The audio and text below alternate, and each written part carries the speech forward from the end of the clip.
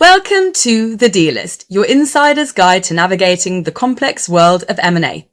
Today, I've been joined by Kevin Desai, partner at PwC, who's going to spend some time talking to me about the changing due diligence processes that we're seeing when it comes to M&A at the moment. Kevin, welcome, and thank you so much for joining us on today's podcast. Catherine, thanks so much for having me. It's really great to be here. I'm really looking forward to the conversation because diligence is one of the parts of the deal process that everyone thinks they really understand, but until they're in the middle of a live deal, and then the questions start flowing in and the tension gets real. And you're the expert to talk to me about that, so I'm delighted to have you here. Now, before we jump into the conversation, can you give our listeners a bit of background about yourself so they understand where your expertise comes from? Absolutely, Catherine. So I've been here at PwC for 21 years. I currently lead our M&A, our deals business at PwC. I spend most of my time with clients who are private equity investors looking at healthcare transactions. Now, when you and I had sort of our pre-call discussing about what we were going to talk about on this particular podcast, one thing that really struck me as really important for sort of setting the scene, which is the question of what is actually the strategic imperative of the deal? What are you trying to achieve before we even get into the nitty-gritty of what does due diligence look like? Can you talk to me about these conversations that you're having with your clients and what the response to that question is at the moment? Absolutely, Catherine. So that question, what's the strategic imperative, has become the starting point for almost every deal. Because it will determine what good diligence even means. And if we're honest, it's a question that we should have always been asking ourselves. But as the market has matured, as assets are becoming more competitive to go after, as availability of capital remains at an all-time high, it really comes down to what is that strategic imperative? How do we design the deal process to go and unlock the value that's there? So if the deal is about growth into a new market, you have to include in your diligence plan things about customer dynamics, route to market, scalability and differences. And if it's about a carve out or turnaround or a technology leap, the diligence should be different. So diligence should be thesis-led. Right? We work with clients to translate these deal pieces into like must-do true statements or must-be true statements. What must be true in order for the deal to make sense? Okay. And how is that then reflected in how you approach diligence? Is it something where you have to start looking at completely different areas where within the business to sort of ascertain, is it actually going to meet the thesis that we're trying to prove with this transaction?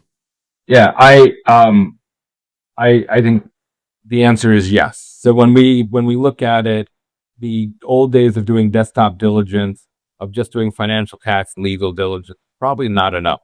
If we go back and we think about what must be true, we have to go deeper into some of the operating reality of the business. What does the talent of the business look like? What's the culture? What's the tech architecture? And how does that link to cybersecurity? What does their commercial execution look like? How successful are they launching new products, going to market? How engaged is their sales force? What's the supply chain resilience? We saw a lot of that either during COVID or tariffs. And in the end, what we're really trying to get underneath is the organization built to deliver against the value creation plan that underpins that. Okay. And how often do you get there and find actually it's not? And what do you do? Are there any sort of remedies that you can then put in place during the due diligence process where you say, okay, we can adjust because fundamentally we feel that with our support, the company might be able to get there? Or is it something where actually you have to turn around to your clients and say, do you know what? This isn't as great an idea as it looked at the beginning. It's a little bit of both. I think where fundamentally most clients are looking at assets that they feel that they are the better owner of. Okay. So the idea during diligence is to identify the areas where there is those gaps in capabilities that I was just referencing, and not necessarily to know that, hey, this is the deal breaker, but it could extend the timeline of the value creation plan. It could increase the amount of one-time costs needed to go after the value creation plan. In general, it will change the timeline or the cost dynamic, which will have an effect on return. So it's more of if it is a very tightly priced deal, You have to know some of the sensitivities around some of the assumptions that you made in that value creation plan to the next level of um, precision in order to price the deal optimally. But Okay. does it kill the deal? Sometimes. But more often than not, it's, well, can we bring in the right executives around the deal to change the trajectory and change the course and the outcome? So talk to me about the conversations that you're having with your clients at the moment on this particular area. I mean, just sort of reading between the lines, these are quite sensitive conversations that you must be having. It probably requires a huge degree of trust between you as the advisor and your client. Give us a bit of a flavor, a bit of an insight into what those conversations are looking like and what are some of the challenges that you have to address with your clients. I think that is absolutely right. Right. It's the value that I feel like we can bring is always bringing clarity and transparency to decision making processes and having the confidence to tell people the bad news sometimes. Right? That is part of our job is we have to be expert diagnosticians of what root cause problems and opportunities are, and we have to present solutions. Identifying the problem alone is never enough, and that trust is built by identifying the problem and really bringing the solution to bear in real time. But the biggest shift in the conversations is really speed to insight and higher confidence. With the prevalence of auction processes, and I mentioned it earlier, both corporate balance sheets and private equity dry powder remain at all time high. We keep talking about that, but there's also this element of there's a scarcity of high quality assets. We have lots of supply, not as much demand. So investors need to know quickly whether this deal that they're looking at is the right deal for them, and they need a high degree of confidence that the value creation plan or that strategic imperative, that deal thesis is achievable, because then they can go long on the investment. They can go bigger, they can be more differentiated in their bid. So the conversations that we're having up front is really, we got to get real together. This isn't just call me because I need a financial diligence or a tax diligence. We should start every conversation with what are we trying to accomplish together? Where do we think the value sits? Where do we think growth will be? Where do we think margin will come from? What capabilities excite you? And what are the platforms that you want to build off of this? That goes as a heck to conversation. It will even inform your basic quality of earnings now. When we're thinking about what are the run rate costs to support the business, well, are the run rate costs enough if we're talking about pivoting? Or do we need to find other avenues of growth? Right? And then what are the top 5 risks that could derail a deal? This is a conversation that I have a lot with my private equity clients. But here are the 5 things that we need to get up. We can't get under everything. But here's the 5 things because it's tied back to those people. And it's Okay. really shifting and pulling forward some of that thinking. And talk to me a little bit about what does that actually mean for the due diligence process itself. You touched on it right at the beginning of the conversation when you said that sort of desktop due diligence, that's no longer enough. It's no longer enough to just look at the financials. Talk me through that in a little bit more detail, if you could. Well, what we're trying to push for is that diligence is not merely a confirmatory exercise where values been set. We just have to look for red flags. If we were going to win the deal in a competitive process, it's about there's an art and a discipline about building conviction. So you have to confirm with the value creation plan, not just what's in the numbers, but where we think the numbers will go. Right? We have to think about what synergy will we underwrite? What operational improvements do we have line of sight into? And this is where the diligence becomes a little bit more real and tactical and less, let's look at the numbers, let's look at the trends, let's see where the growth comes from to, well, what's next for the business? Which then calls to more specialized, right?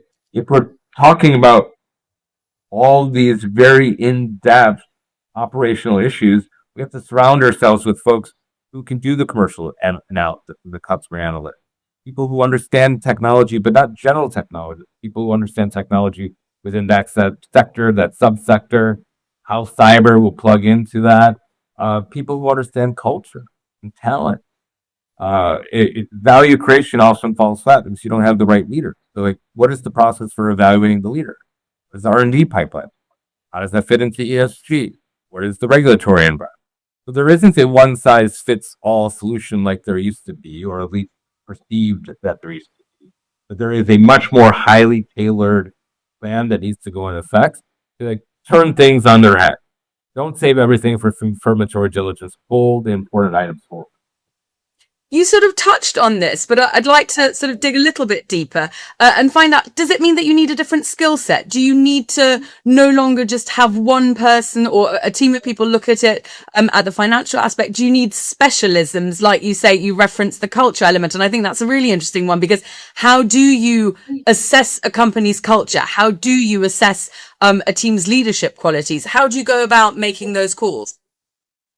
Yeah, I mean, and the leadership one is an interesting one. So to answer your broad questions, yeah, like myself alone as the accountant in the room can evaluate a lot of things, and we have tons of industry experts and experience that will help navigate the situation.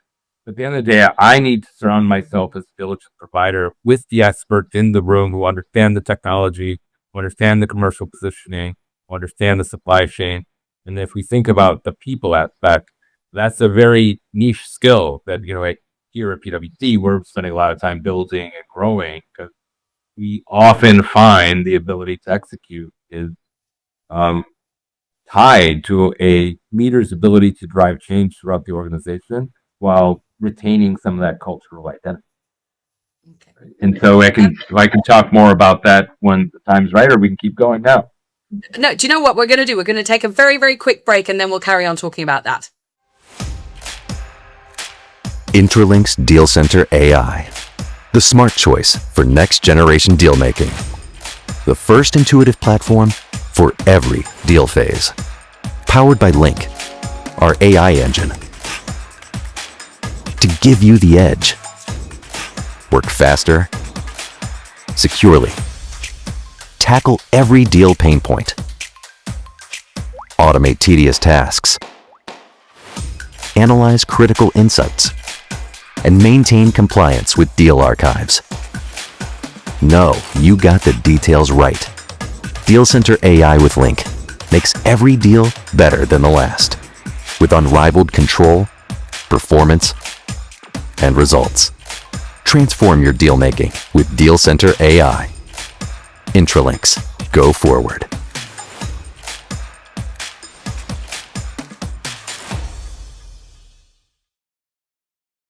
So, Kevin, you and I, before the break, were talking about this high degree of specialization that we're looking for when we're doing due diligence right now. You referenced sort of leadership and how do you examine leadership. We spent some time on the pre-call talking about, well, how do you examine HR, for example? How do you really get into the nitty gritty of contracts to understand, the team that you've built to yourself? Well, will you be able to keep them within the company? Or is there actually a danger that contracts are structured in a way that people could just leave and then, what you've acquired is no longer actually there? Give me a little bit more color and detail around what that means from a practical point of view when you're doing due diligence, that you have to look at all these different facets in so much more detail than you previously have gotten away with. Yeah, I absolutely happy to. Let's pick on the people and HR issues for a second, right? Because it's something near and dear to my heart. But we have to look at the talent stack top to bottom. And historically, a lot of the work around HR diligence, like, do they have competitive benefits? Is the expense in the P&L correct? What is their turnover? Some of those risks to the business.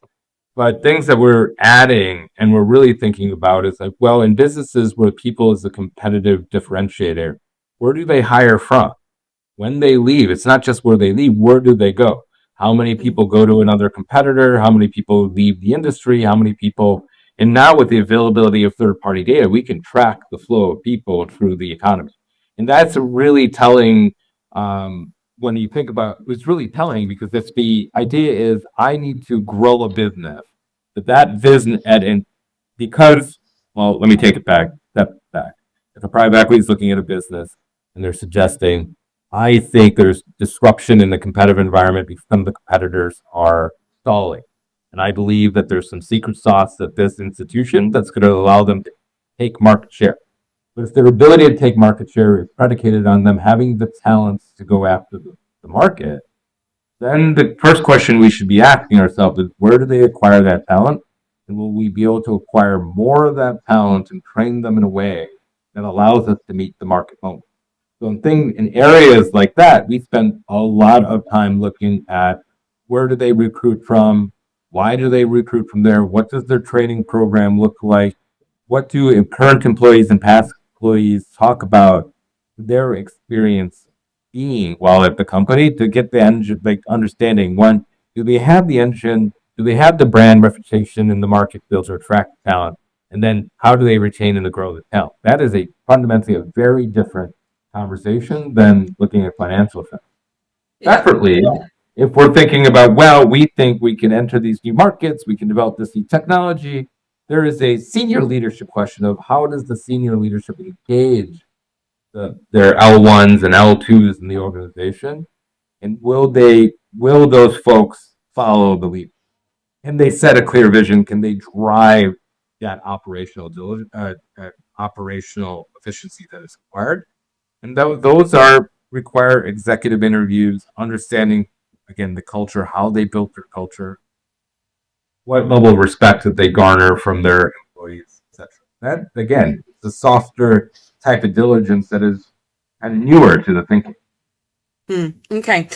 We also, when we had the pre-call, we spent some time talking about research and development and how tricky it can be to sort of gain a really, really comprehensive understanding how that is done in an organization, and why, looping back to the HR question, why certain people might be so integral to that particular process. Can you share your thoughts on that one with us, please? Absolutely. I think, again, historically, the question that was asked is what is in pipeline? What is in the R&D pipeline, and what's the historical conversion and success rate? Those were things that we can measure historically. Give me your pipeline, give me your board decks, your operating packages, where we can see what was in your R&D pipeline, what was historical conversion, how successful were your historical plans to get current. Now the question also has to be, how repeatable is that innovation? Yeah. And what drives the repeatability of that innovation? How much of it is a technology or product differentiation? How much of it is driven by the people and the talent that is required to do that? And what is the operating model that allows for that sustained R&D outcome? Right? That, from my side as a diligence provider, I need real technologists and subject matter experts around me to go and have those conversations. And then we need to create time in the deal process. Okay. One thing that's really becoming so clear, what you said right at the beginning of this podcast, the whole issue of you can't do it on a desktop from your office. You need to actually get in there and actually have those conversations. So I guess it does all boil down to communication and by making that personal connection. So while we have all this technology supporting a due diligence process, and that's obviously wonderful, it is still that human interaction, those conversations that you have with people that gives you real insight into the bits and pieces that you need to do to make that really, really informed decision. Does this deal make sense for us? Now, I'd like to spend a few minutes time talking about post-merger integration, which is one of those topics that's really close to my heart. I always feel it's slightly the stepchild of an M&A process, because it's like, let's get this deal done. And the post-merger integration, well, that will fall into place, when actually we know it doesn't fall into place. Talk to me about how the post-merger or thinking about post-merger integration during the due diligence process can ensure that actually when it comes to integration, we're going to get those value creating synergies out of the transaction. Absolutely, Catherine. And I think you teed it up perfectly. I think post-merger integration was often, how do I connect the plumbing? So day one, my two businesses are closer together to one. But and then as such, I can delayer a little bit and find some value. But that has become low-hanging fruit. And if you actually think about all the strategic imperatives that we've talked to you about throughout the web podcast so far, very few of it is removing redundancies and removing layers. A lot of it is growth oriented, margin expansion oriented. So when you think about the operational synergies of putting two businesses together that are complementary, we have to go beyond deduplication, and we really have to think about what does the future state org look like, and how are they competitively differentiated together in the market, and where will the outsized growth or margin expansion come from? And to answer those questions, comes back all the way to where we started with the diligence. Like, we have to understand the fundamentals of the business in a different way. So if post-deal, we want supply chain to look different or a manufacturing footprint to be different, then we need to pull some of those operators who are going to be responsible for delivering those outcomes into the diligence earlier, so we have those in-depth conversations of what are the levers that we can pull that are really going to make a difference. That is that's where we feel it needs to go. So manufacturing diligence needs to go beyond the standard checking the box. There's no quality problems. There's no that problem, right? To what should the org design be post day one? So we're not talking about how do we get to day one or day 100 successful, but we could talk about what does day 720 look like together post deal as a business. What is that vision for the future? In order to do that, we need the experts to come along for the ride earlier. Okay, I like it. Bring them along for the ride. I'm sure they'll be delighted about that. Now, Kevin, at the end of my podcast, I always like to ask people, what's your one bit of advice? So to you, the question must be, when you start talking to your clients about a specific deal and due diligence, what is the most important piece of advice that you give them? If nothing else, you need to consider this. What's that? Let's be crystal clear on the deal thesis. When somebody calls me with, why are we doing this deal? We need to, what must be true for this deal to succeed? If we have that level of clarity, we will be successful together, because we can, design a plan, create the value creation, go after it post deal in a very succinct and prioritized manner. That's the practical point, right? Invest in the front of the deal so we can align stakeholders early. But in order to know which stakeholders and why, that deal thesis is paramount. Super. I like that thing, the notion of what must be true. I think we'll all hold on to that. Kevin, that's unfortunately all that we have time for in today's episode of The Dealist. But thank you so much for coming on, having a chat with me and sharing all your insights and expertise. Thank you, Catherine. I really enjoyed our discussion today. If you enjoyed this episode, please like, follow and subscribe. Also, comment. We'd love to hear from you.